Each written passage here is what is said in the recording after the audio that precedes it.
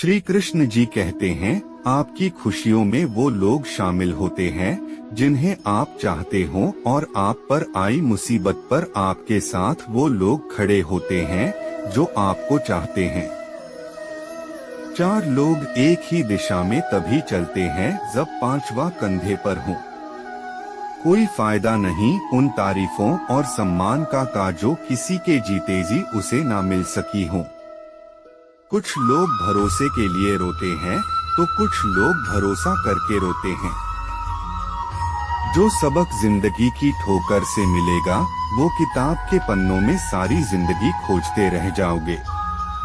कई बार सच कड़वा नहीं होता, बस सच बोलने का अंदाज ही जड़वा हो जाता है, यानी हम सच बोलने का लहजा बदलकर उसे जलील कर रहे होते हैं।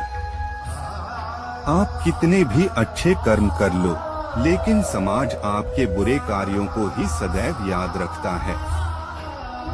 इसलिए लोग क्या कहेंगे यह सोचने से बेहतर है कि आप अपना कर्म करें।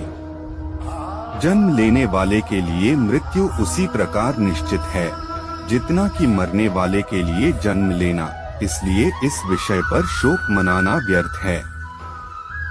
गीता में कहा गया है, जो इंसान किसी की कमी को पूरी करता है वो सही अर्थों में महान होता है।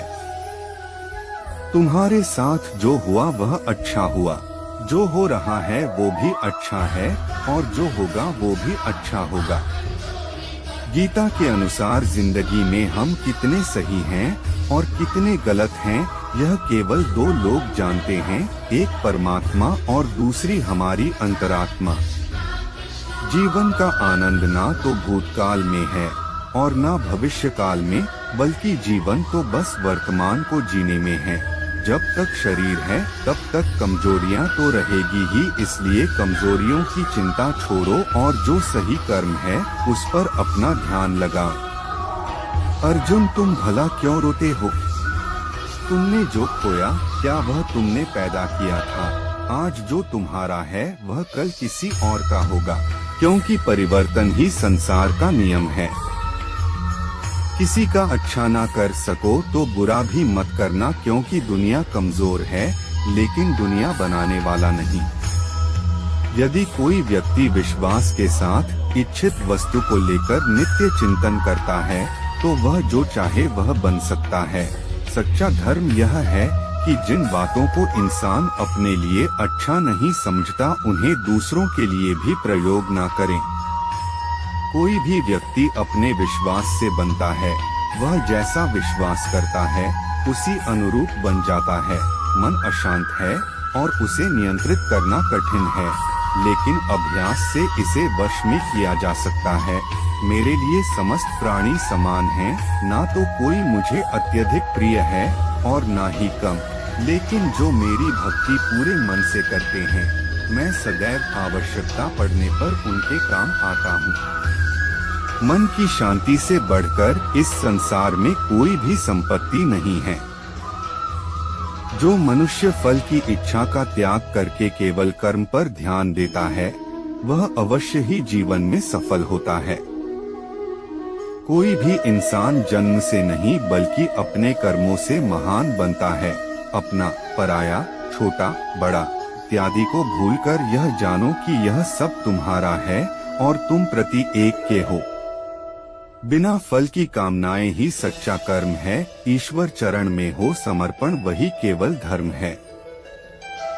जो व्यक्ति क्रोध करता है उसके मन में भ्रम पैदा होता है, जिससे उसका बौद्धिक तर्क नष्ट हो जाता है और तभी व्यक्ति का धीरे धीरे पतन होने लगता है। गीता में लिखा है, जब इंसान की जरूरत बदल जाती है तब इंसान के बात करने का तरीका बदल जाता है। इस संपूर्ण संसार में अब कीर्ति मृत्यु से भी अधिक खराब होती है। सदैव संदेह करने वाले व्यक्ति के लिए प्रसन्नता ना इस लोक में है ना ही कहीं और। जीवन में सफलता का ताला 2 चाबियों से खुलता है, एक कठिन परिश्रम और दूसरा दृढ़ संकल्प। जो मन को नियंत्रित नहीं करते उनके लिए वह शत्रु के समान कार्य करता है। कठिन परिश्रम से बचने के लिए व्यक्ति को भाग्य और ईश्वर की इच्छा जैसे बहानों के बजाय चुनौतियों का सामना करना चाहिए। गीता में कहा गया है, कोई भी अपने कर्म से भाग नहीं सकता, कर्म का फल तो भुगतना ही पड़ता है।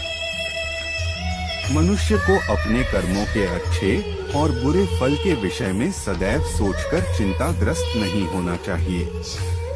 मनुष्य अपने विश्वास से निर्मित होता है, जैसा वह विश्वास करता है वैसा वह बन जाता है। जो मनुष्य प्रतिदिन खाने, सोने और आमोद प्रमोद के कार्यों में लिप्त रहता है, वह नियमित तौर पर योगाभ्यास करके समस्त क्लेशों से छुटकारा पा सकता है। जब इंसान अपने काम में आनंद खोज लेते हैं, तब वे पूर्णता प्राप्त करते हैं।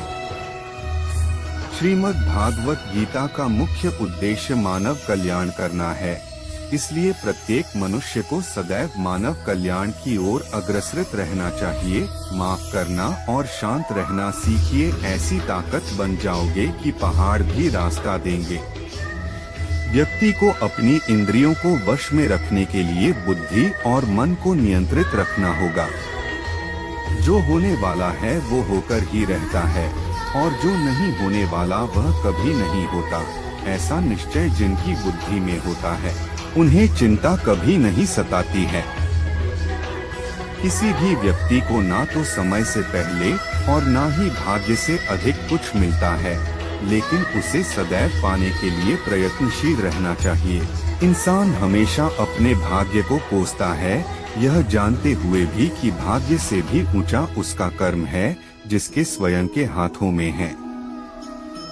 व्यक्ति को आत्मज्ञान के माध्यम से संदेह रूपी अज्ञानता को समाप्त करना चाहिए। मैं उन्हें ज्ञान देता हूँ जो सदा मुझसे जुड़े रहते हैं और जो मुझसे प्रेम करते हैं।